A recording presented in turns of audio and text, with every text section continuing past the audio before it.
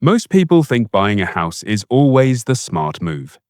They assume it's the milestone, the upgrade, the moment you've made it.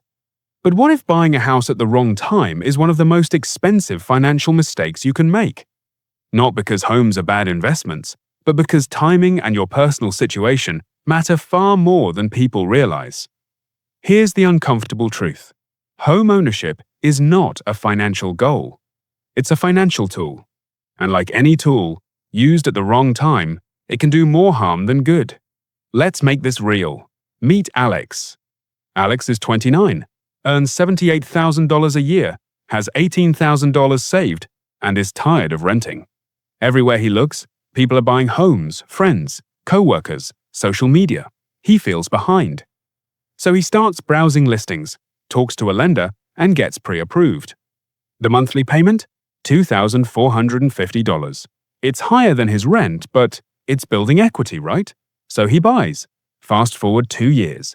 Alex has almost no savings left. A $9,000 HVAC repair went on a credit card. Property taxes went up. Insurance increased. And now he's locked into a house in a city where he's starting to feel stuck professionally. Alex owns a home, but his financial flexibility is gone.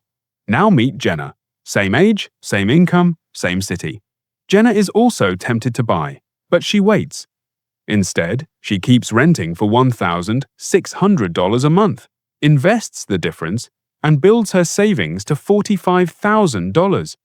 After 3 years, she buys, but this time from a stronger position. Lower stress, better loan terms, more options. The difference between Alex and Jenna isn't luck, it's timing. And that's the key. Buying a house is not about should you, it's about when it actually makes financial sense. First, you need to understand something most people ignore. A house is not just a monthly payment. It's a system of costs, mortgage, property taxes, insurance, maintenance, repairs, and, the one people forget, opportunity cost. Let's say your mortgage is $2,400. That's not your real cost. Add taxes, insurance, and maintenance, and you're closer to $3,000. Now compare that to renting at $1,800. That $1,200 difference matters because that difference could be invested. Over 10 years, that gap can grow into 6 figures. So buying isn't automatically wealth building. Sometimes it's wealth delaying. Now let's talk about when buying actually makes sense. The first signal is stability. If you're not confident, you'll stay in the same place for at least 5 to 7 years. Buying is risky. The upfront costs, closing fees, moving costs, commissions are high. If you leave too soon, you lose money. A house only starts to make financial sense over time. Short-term ownership is where people get burned. Second, you need a real financial buffer, not just enough for a down payment, but an emergency fund, cash for repairs, and room for unexpected costs. Because once you own, there's no landlord to call. Everything becomes your responsibility. If one repair can push you into debt, you're not ready to own yet. Third, your monthly payment needs to be comfortable, not just possible. Banks approve based on what you can technically afford, not what's financially smart. If your housing cost stretches your budget, you lose flexibility. And flexibility is what protects you financially. The goal is not to qualify. The goal is to stay in control. Fourth, your debt situation matters. If you're carrying high-interest debt credit cards, personal loans buying a house usually makes things worse because now you've layered long-term debt on top of short-term pressure. That's how people get trapped. Clean up expensive debt first, then consider buying. Now let's flip it. When should you not buy?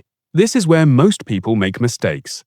You should not buy just because rent feels like wasted money, because everyone around you is buying, because you got approved, or because you want to feel like an adult. None of those are financial reasons, they're emotional triggers.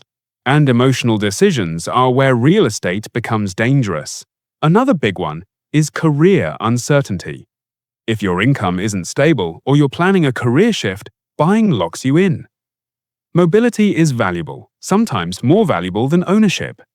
Also, if you don't actually want the responsibility, home ownership is not passive.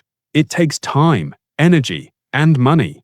If you're not ready for that, renting is not a failure. It's a strategy.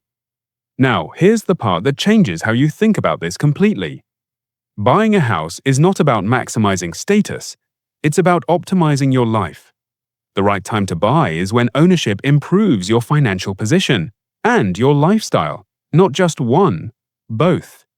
If it reduces stress, gives stability, and fits comfortably within your finances, it's probably a good move. If it creates pressure, limits your options, and stretches your budget, it's probably not. Simple, but not easy, because socially, buying is treated like progress, even when it's not. And that's where people go wrong. They chase the image instead of evaluating the reality. One more thing most people overlook. A house is not liquid. You can't easily access the money. You can't quickly move. You can't adjust. That lack of flexibility has a cost, and most people underestimate it because flexibility doesn't show up on paper. But it shows up in your life, your ability to take risks, change jobs, move cities, or handle emergencies. That's real financial power. So here's the bottom line. You should buy a house when you're stable, you have a financial cushion, the numbers make sense, and it improves your life. You should not buy when you're feeling pressured, stretched financially, uncertain about your future, or doing it just because it feels like the next step. Because buying a house is not a milestone. It's a decision. And the quality of that decision shapes your financial life for years, not just emotionally, but mathematically. The goal isn't to own a home as fast as possible. The goal is to buy at the right time, from a position of strength, with control. Because the difference between a house that builds your life and one that traps it is almost always timing.